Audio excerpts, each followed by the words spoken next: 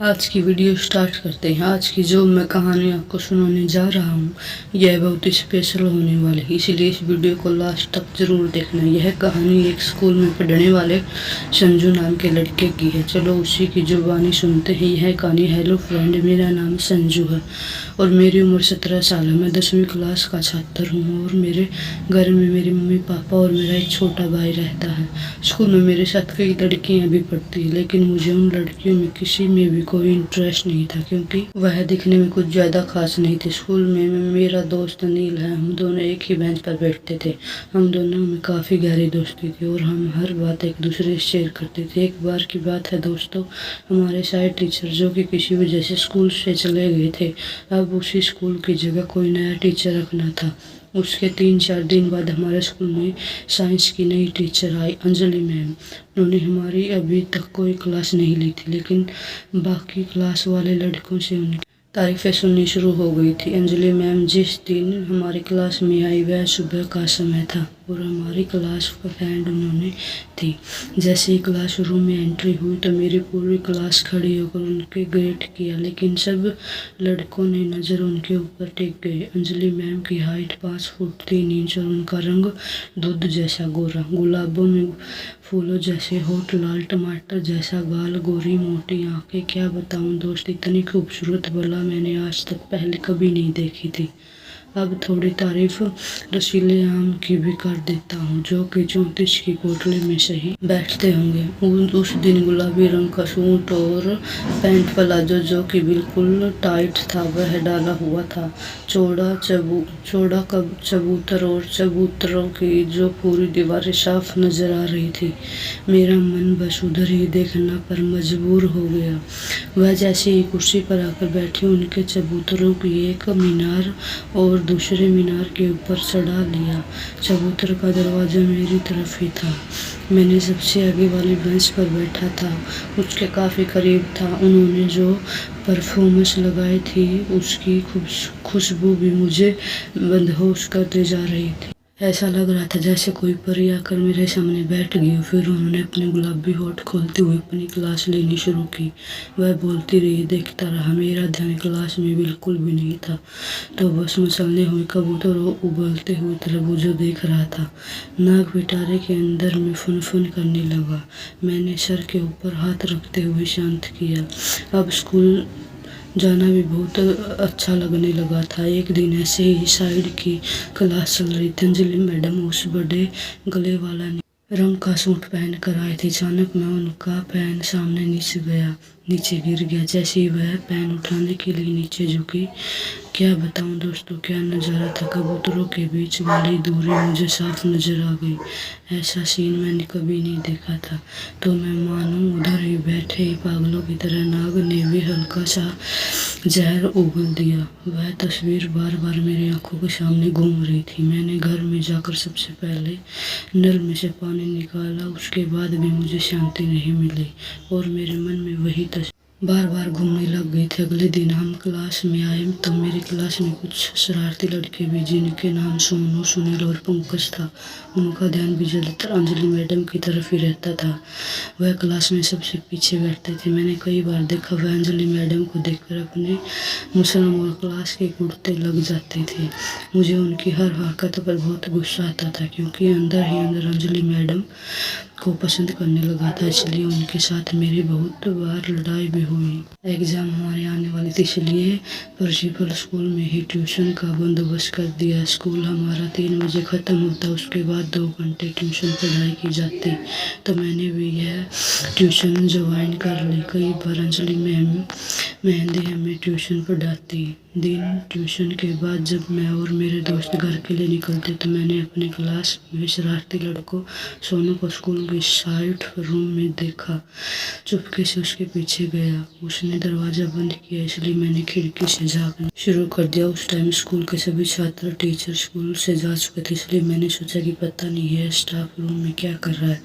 तो जैसे ही मैंने अंदर झाँका तो मेरी आंखें फटी रह गई। मेरा गुस्सा हुआ जोर पर था। सोनू और सुनील ने अंजलि मैडम के दोनों हाथ पकड़े हुए और दो लड़कों ने उसकी टांगों पकड़ रखी थी और पंकज जबरदस्ती पोटली को खोलने की नाकाम कोशिश कर रहा था। मैं और मेरा दोस्त दरवाजे को जोर जोर से धक्का मारकर खोलने लगे।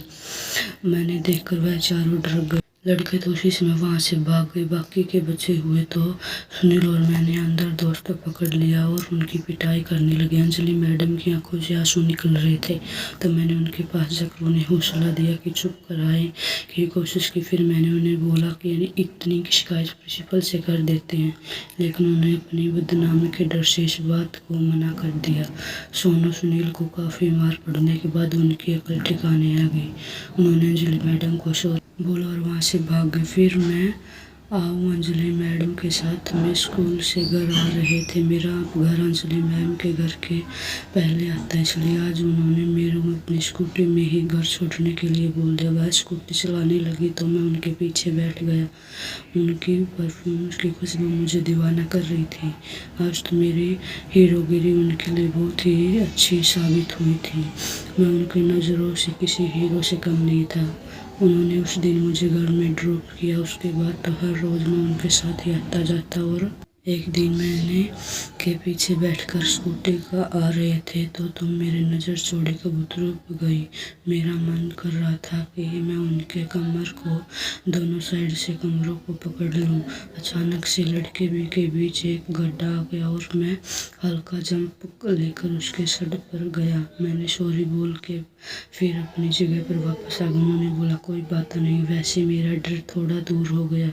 स्कूल की ट्यूशन से मुझे कुछ ज़्यादा फर्क नहीं पड़ रहा था तो मैंने उन्हें ट्यूशन घर में ही पढ़ने की बात कही। पहले तो उन्होंने मना कर दिया, उसके बाद वह मान गए तो मैं उनके साथ ही उनके घर जाने लगा। फिर वापस रिक्शा लेकर उनके घर से आता। मेरी तो मानो लॉटरी लग गई है। वह पढ़ाई करते करते साथ में अपने घर के काम भी करती थी। उनके घर में उनकी माँ के अलावा और कोई भी नहीं रहता था। उनका पापा और भाई किसी दूसरी जगह नौकरी करते तो कभी कभी जब वो कुछ खा रही होती तो मेरे साथ शेयर कर लेती, लेकिन मेरा मन तो कुछ और ही खाने के लिए तरस रहा था। लेकिन वो इस बात से अनजान थी। घर में वह दुपट्टा भी कम ही लेती थी। कबूतर उछलते कुछ साफ नजर आते थे। सब देखकर मुझे अपने हाथ से ही नल चलाना पड़ता था। एक दिन वह मेरे सामने बैठकर कुछ समझा रही थी।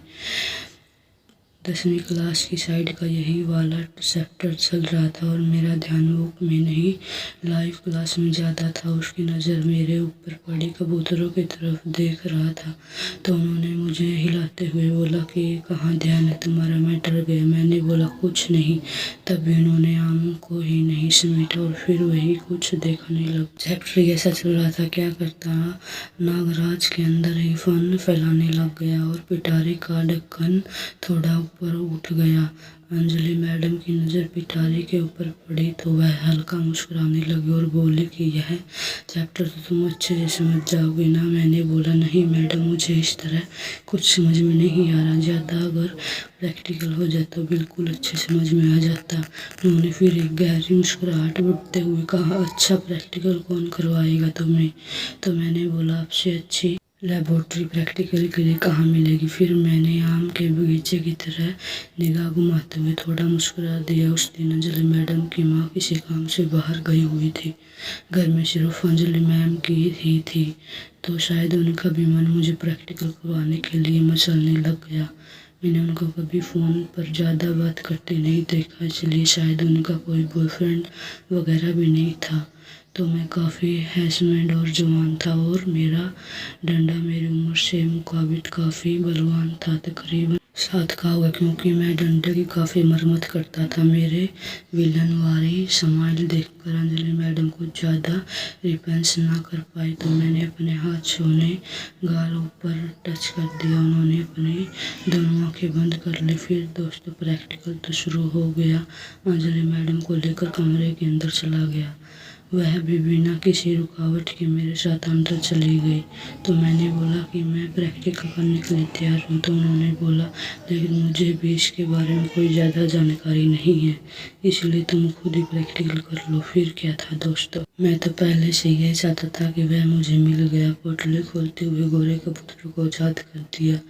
इस प्रैक्टिकल का पहला भाग चलना शुरू हो गया। कबूतरों के साथ खेलने में मुझे बहुत अंजलि मैडम को काफ़ी अच्छा लग रहा था।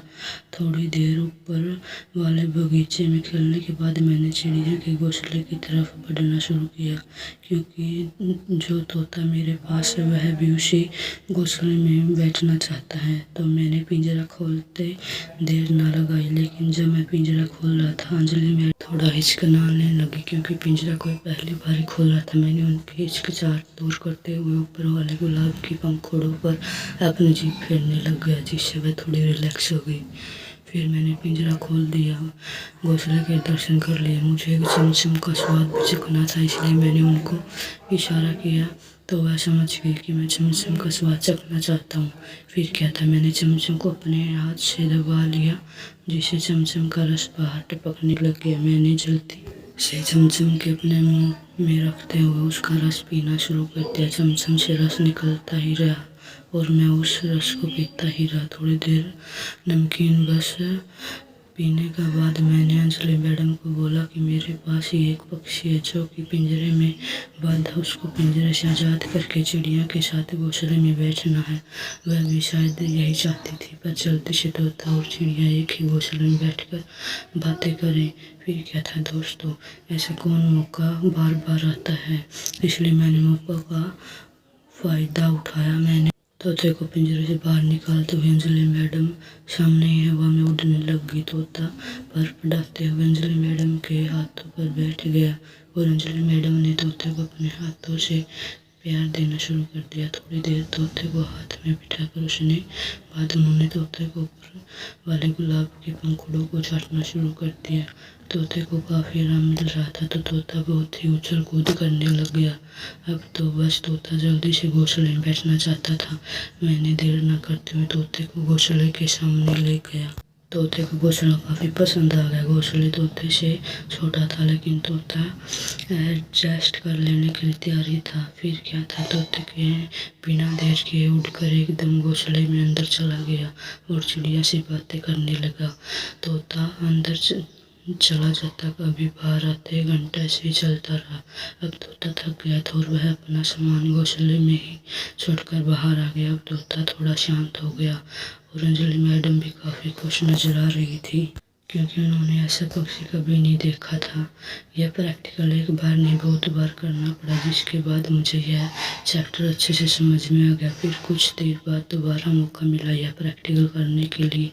इस बार तोते ने घोंसले को नहीं तो दो बड़े कबूतरों के अंदर जाना पड़ा। पहले तो अंजलि मैडम ने मना कर दिया, लेकिन मेरा बहुत कहने के बाद उन्होंने तोते के ऊपर तरस आ गया। उन्होंने अंदर से 2 तरबूज निकाल कर मुझे दे दिए और बोला कि ठीक है, इन तरबूजों को तोते के हवाले कर दी। मैंने देर न करते हुए तरबूजों के बीच थोड़ी दूरी बनाई और तोते को उड़ाते हुए उनके बीच खेलने भेज दिया। काफ़ी खुश नजर आ रहा था। वह काफ़ी अंदर खेलने चला गया, काफ़ी बाहर चलने आता, कभी अंदर खेलने जाता, फिर थक गया और उसने अपना सामान भी बाहर तरबूजों के अंदर छोड़ दिया। इस बार प्रैक्टिकल कुछ ज़्यादा ही अच्छे से हुआ। कुछ मुझे चैप्टर बिल्कुल समझ में आ गया था। अंजलि मैडम ने भी यह प्रैक्टिकल सही से समझ लिया। उनकी लाइब्रेरी की और भी अच्छी बातें जो आपको बताता रहता हूँ।